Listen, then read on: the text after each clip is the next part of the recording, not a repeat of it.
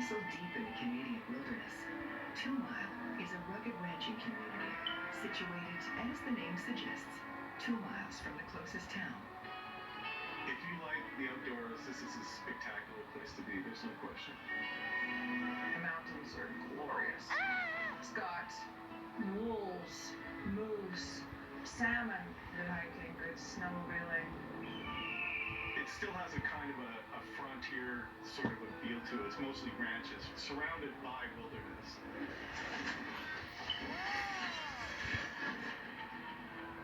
George Parent was born and raised in the area and still considers it his slice of paradise. Lived here all my life and got everything I need here.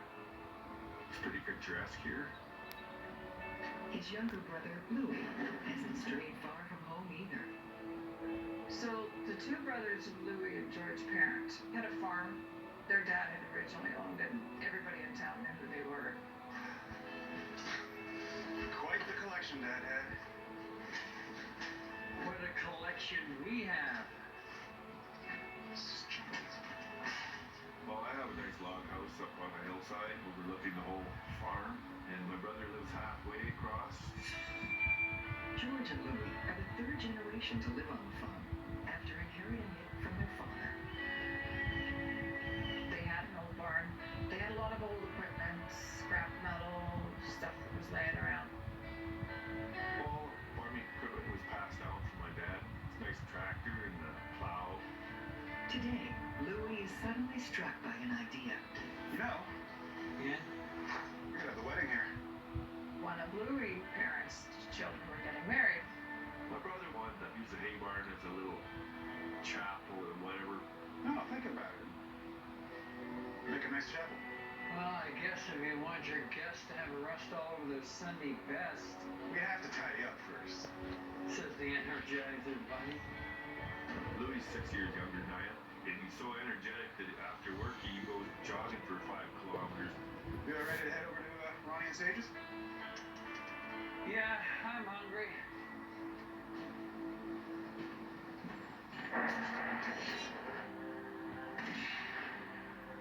Ron Fowler is one of the Parent brothers' closest neighbors on 6 Mile Road. We all lived on ranches not too far apart. Ron Fowler was a competitive shooter, competitive pistol shooter. He was not a dummy when it came to handling guns or knowing anything about how to shoot guns.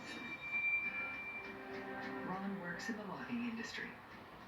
He and his wife Sage also run a popular bed and breakfast out of their home.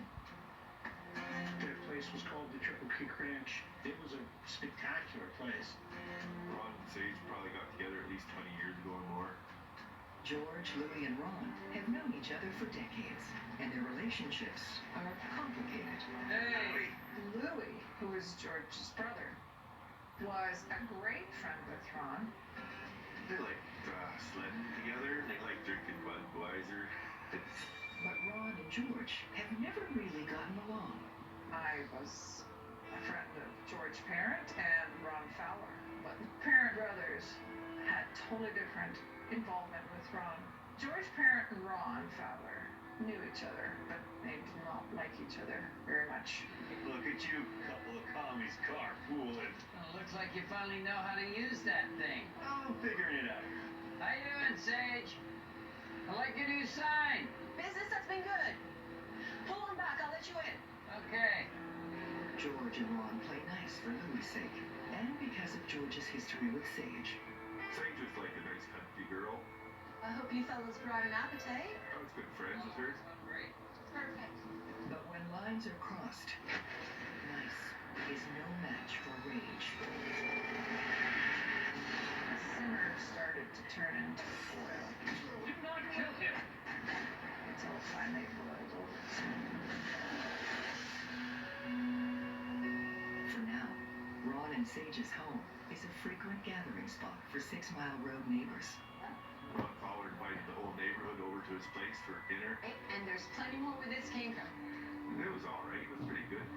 Go ahead and start it. But George does everything he can to get under Ron's skin. Great. Ron Fowler is a very precise man. Someone that we're criticizing, we could call him fussy. He likes things to be very organized and set and clear. Over the years, Ron has learned to give as good as he gets, including taunting George with his unflattering nickname. You'll never guess what we're gonna have for dessert. It's your favorite. Pudding? George Parent was a big, strong man. His nickname was Puddin'. He was just trying to stir the pot, you know? Just being an ass. Now, decades of low-key animosity is about to kick into high gear. After Ron offers to help Louis prepare for his son's wedding. So, think we can tie this up in time for the wedding? Ronnie and Louie decided that they were going to clean up the old barn, and he got another neighbor, and he brought down his pickup and a trailer. So you and George collect all this stuff? Mostly our old man. And you want it all gone, right? I want it all gone, man. I want this empty. When Ron spots all the scrap metal and antique equipment, he sees dollar signs. You realize you're sitting on a gold mine here, right? Really? Yeah. Ron was always that guy that wanted to know if you had something. He was always trying to stick his nose into stuff because he wanted to know if they were selling the antiques or selling what they had. Well, this is a beauty. And if he could talk you into giving it to him or selling it, and he would turn around, fix it up, and then sell it for big dollars. There was a lot of antique trailers in there that were worth money. The scrap was worth money too. Well, what do you suggest? Ron and Louis concocted this plan to just get rid of all this old, rusty, old farm implements. I'm thinking a three-way split.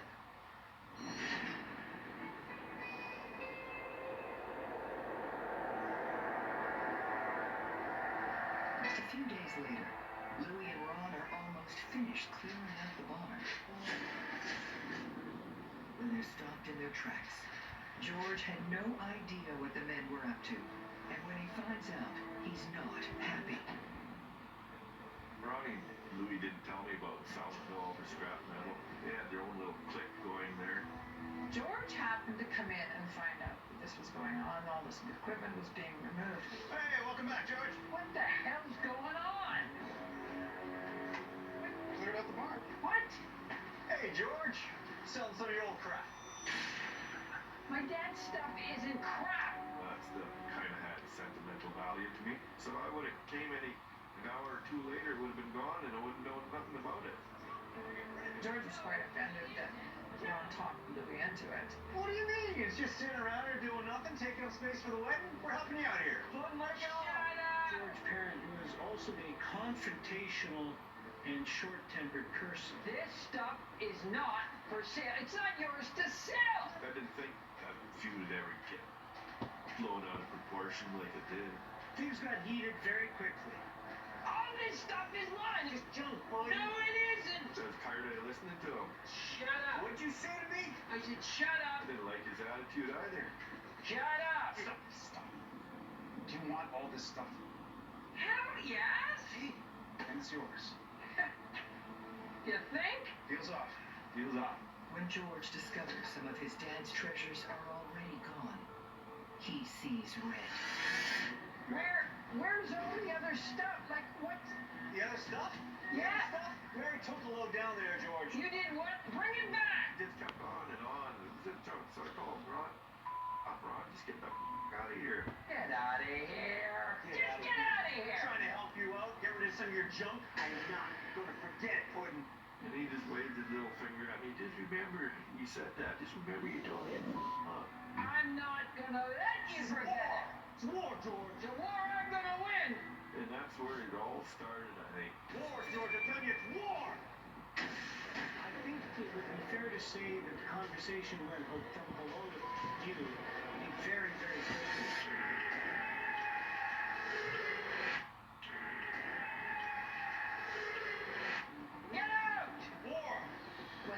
incidents happened at the barn with the antique tractors and all the scrap metal.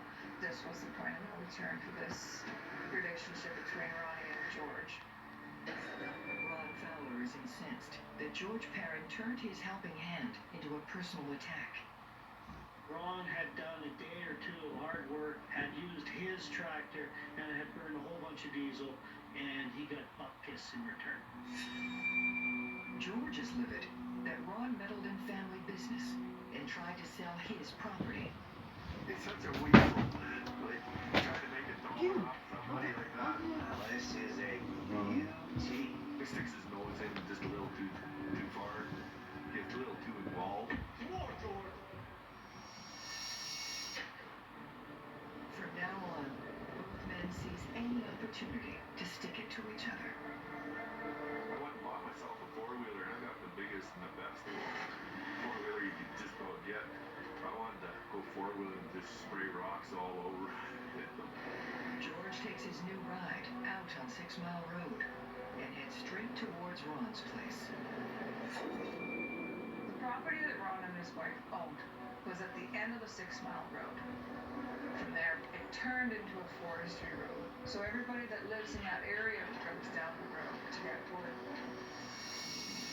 The forestry road is public access, but to get there, you have to pass by Ron's land.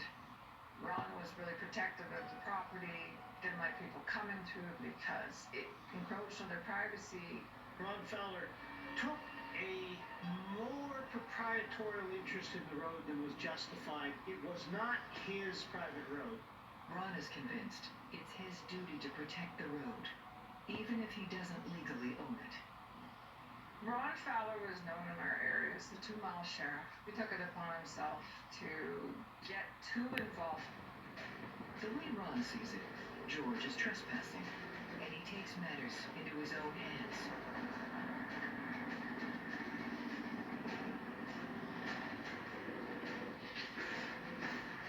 Ronnie put signs on the ends of that road.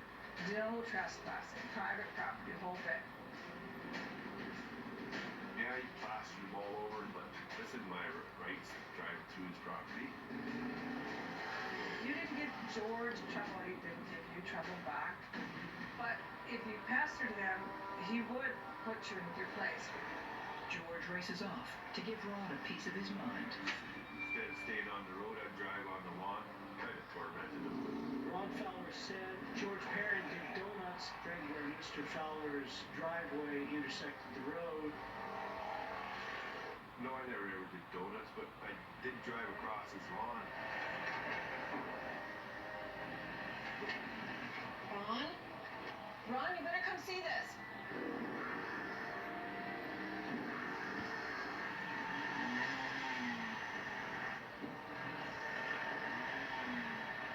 According to Ron, when George would come out onto the property, he was horses. This became a huge issue. I never ever chased his horses. At times I'd dust out his horse as a rule, and he figured I was harassing him. This was not good for business. Ron and Sage find George's behavior disturbing and believe it's upsetting their bed and breakfast guests. You were right about him. The situation got fraught enough that he felt the need to explain to his guests that watch out for that guy on the ATV. It's bad news. He will not get away with this.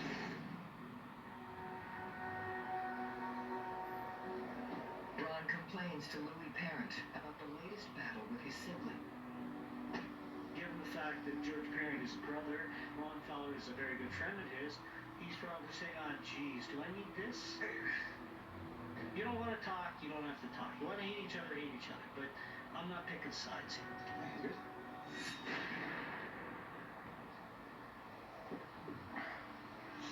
Hey, listen, you gotta take it easy. Yeah. Louis begs his brother to tread more carefully.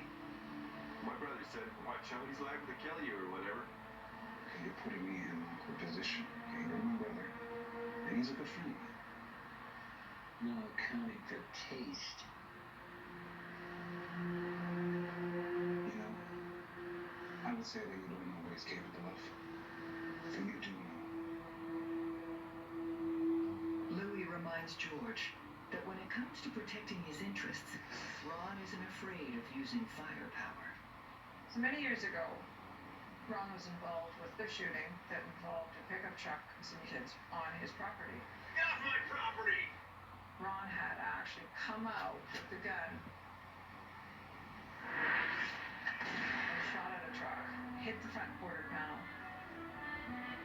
Kids went home, told their parents, and called the cops. So there were charges laid.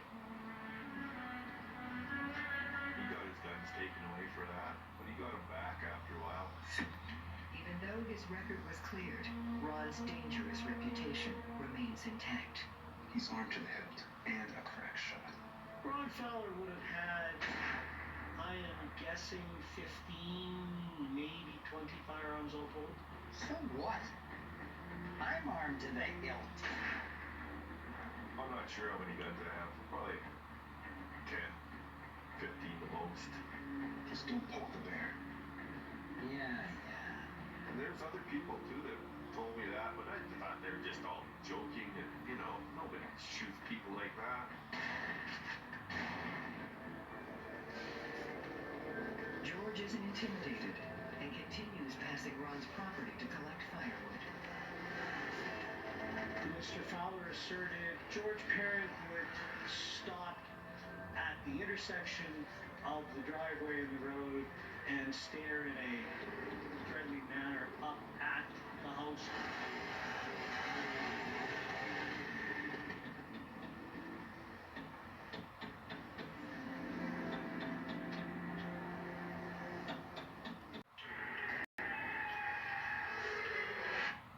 It's a fair point to say that George could have been poking the bear. How dare you scare my guests away! He got in my face there. We had another little altercation. Satisfaction of bidding on your scams. Like, she's never. For I could see where anyone might eventually get a little bit of a twitch about that. George is fed up with Ron thinking he's the king of 6 Mile Road. He was quite authoritative, a dictator.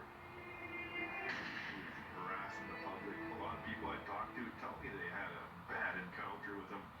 When Ron gets a fortuitous call, it sends him on the ultimate power trip. Ron Fowler was approached by the Ministry of Forests and was prevailed upon to keep an eye on the road for people who were poaching timber. He sees it as the perfect opportunity for revenge.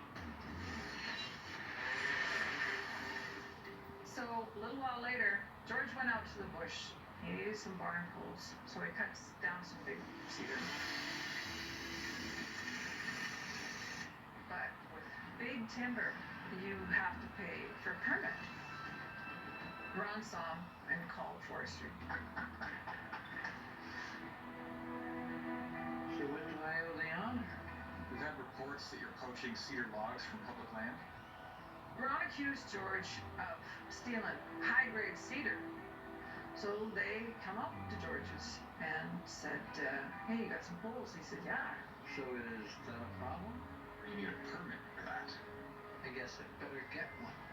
George said, I'll pay the permit. The permit was only $20, $30. Then slide. But next time. Will do.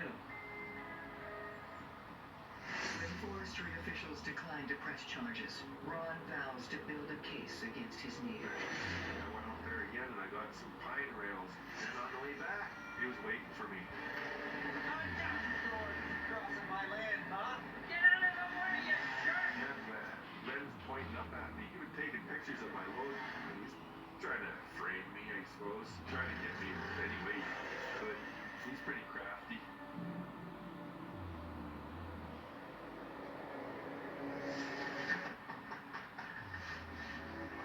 He sent that to the forestry, and then 5 days later, that same forestry officer was on my doorstep.